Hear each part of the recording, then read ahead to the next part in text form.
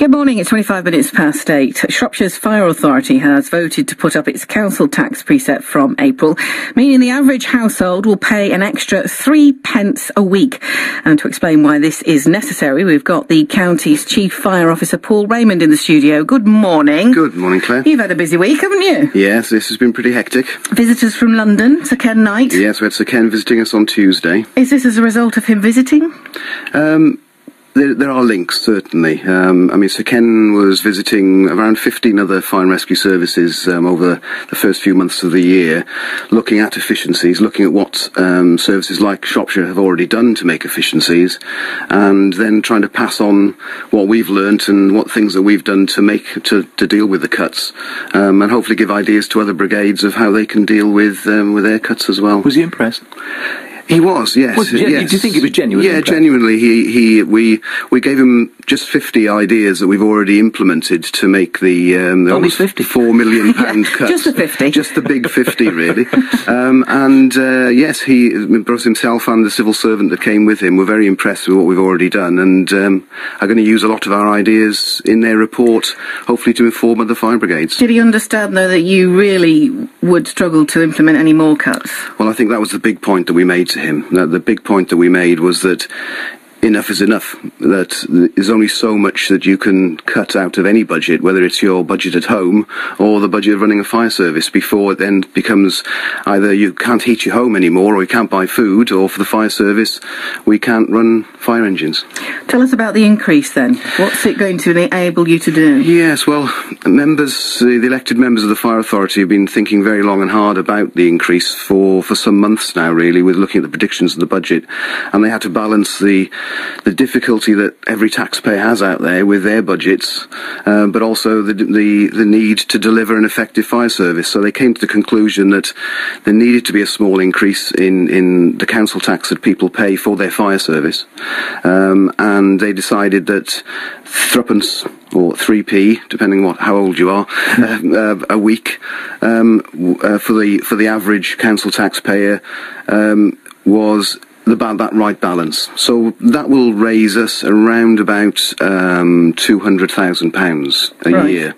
And if you think that a retained fire station in Clun or Baschurch costs around £100,000 a year to operate, what it'll do is it'll protect some of our retained fire stations and protect the frontline service that people need in Shropshire. There will still, and our predictions still need to be cuts to the service, but those cuts won't need to be so deep.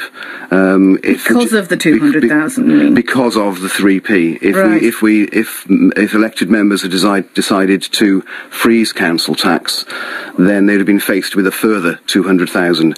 We're looking at around about another £1.5 million worth of cuts between now and 2018, 2019.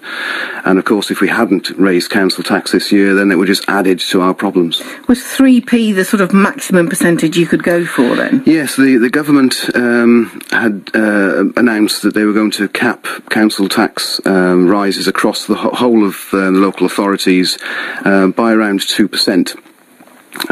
For some fire and rescue services were lucky that they were allowed to raise theirs by £5 a year, which is around about 5%, but we weren't one of those lucky ones. So the options that members had was either to freeze council tax and cut the service further, to increase council tax by around about 3p a week, or to go out for a referendum to increase it even more. And they decided that the best balance for the taxpayers was threepence. Did he understand that Shropshire as a county gets a sort of a smaller piece of the pie than many other places? Yes, we explained that very clearly to him, graphically, verbally. We repeated it on a number of occasions, like you have to do with these things. Obviously, it's the same message we've sent to local MPs, to the Fire Minister, to anybody else that will listen to us about, we are talking about a very rural service, an essential service in a rural area, and a very cheap service. We are the cheapest, I won't say most cost effective. We are the cheapest fire and rescue service in the country. But the truth of all this is, Paul, that we've spoken many times about cutbacks. Yes. Over the past years, really. Oh, yes, yes.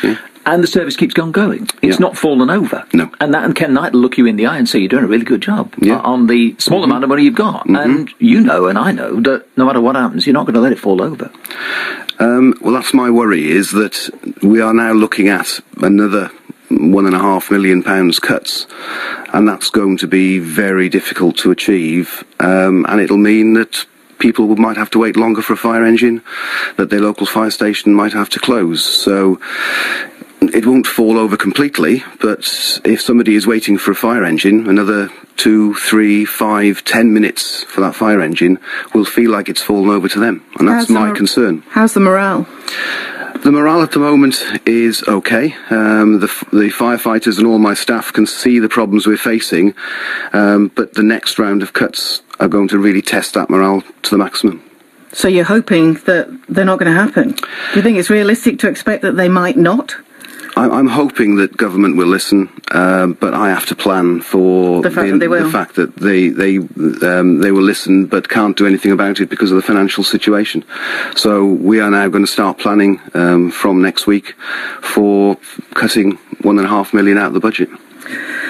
Scary times. Good to talk to you. Thank you so much for coming in. That's the county's Chief Fire Officer, Paul Raymond.